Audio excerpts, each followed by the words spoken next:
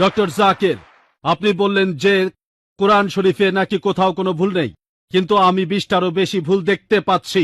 Piece TV Bangla, মানবতা সমাধান। Doctor Zakir, আপনি বললেন যে কোরআন শরীফে নাকি কোথাও কোনো ভুল নেই, কিন্তু আমি 20টারও বেশি ভুল দেখতে পাচ্ছি, সেটা আরবি ব্যাকরণে। এখানে তার কয়েকটা আমি আপনাকে বলছি। ইন্নাল্লাযীনা আমানু ওয়াল্লাযীনা হাদু ওয়াস-সাবিউন, এটা আছে সূরা বাকারায় আর সূরা হাজে।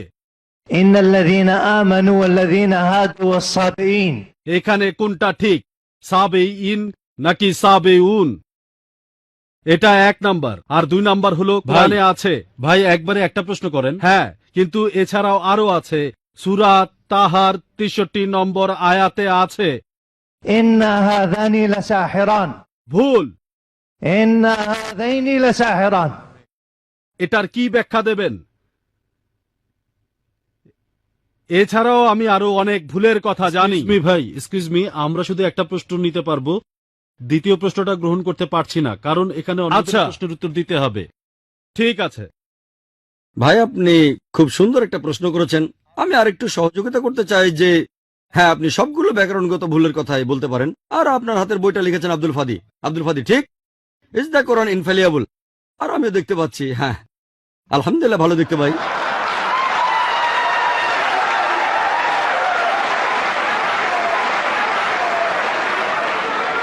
আমি এই 20টা ভুলের সবগুলোর উত্তর দেব, কারণ আমি বইটা পড়েছি।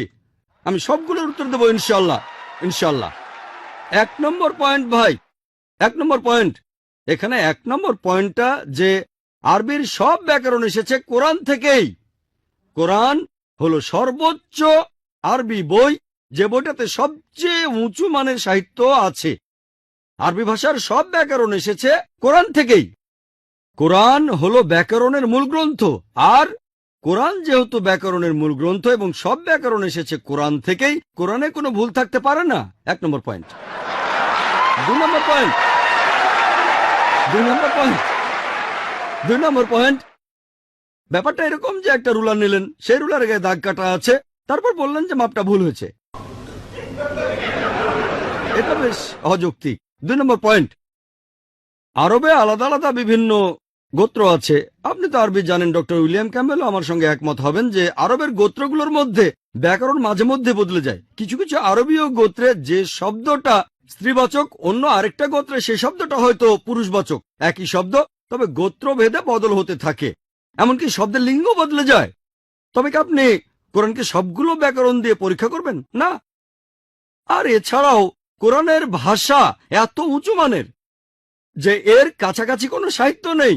আর কোরআনের বিরুদ্ধে অনেক বই লেখা হয়েছে, ইন্টারনেটে গেলে দেখবেন 12টা ব্যাকরণের ভুল, 21টা ব্যাকরণের ভুল, আব্দুল ফাদি 20টা ব্যাকরণের ভুল। আপনার কি মনে হয় খ্রিস্টানরা এই ভুলগুলো বের করেছে? কারাই ভুল বের করেছে জানেন? কারা? মুসলিমরাই।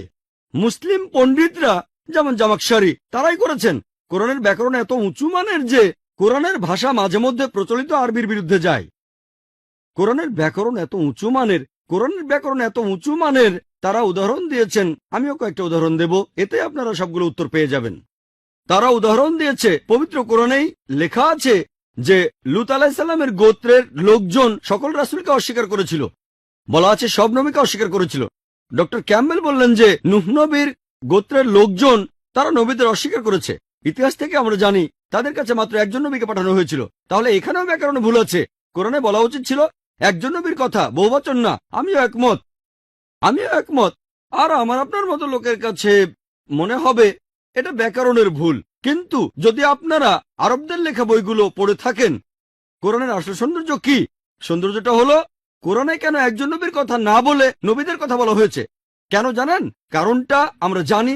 সকল নবীগণের হেদায়েতের বাণী মূলত একটাই, যে ঈশ্বর একজনই। তাওহীদের বাণী, আল্লাহ সুবহানাহু ওয়া তাআলার বাণী।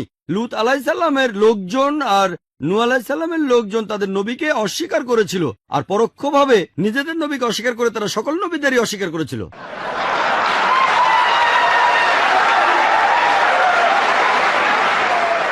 সৌন্দর্যটা দেখেন, ভাষার অলঙ্কার দেখেন, আলহামদুলিল্লাহ। আপনার মনে হতে পারে এটা ব্যাকরণের ভুল, কিন্তু এটা ভুল নয়। একইভাবে নূর সারওয়ার নামে একজন বলেছেন যে কোরআন বলছে কুনফা ইয়াকুন, হওয়ার হয়ে যায়, এটা নাকি হবে কুনফা কানা, হওয়া বললে হয়ে যেত। হ্যাঁ, আরবিতে ফার্স্ট টেন্সে কুনফা কানা হবে, কুনফা ইয়াকুন নয়। কুনফা ইয়াকুনের আরো ব্যাপক অর্থ। বলা হচ্ছে আল্লাহ করেছিলেন, করছেন আর করবেন, অতীত, বর্তমান, ভবিষ্যৎ। Thank you doctor Naik.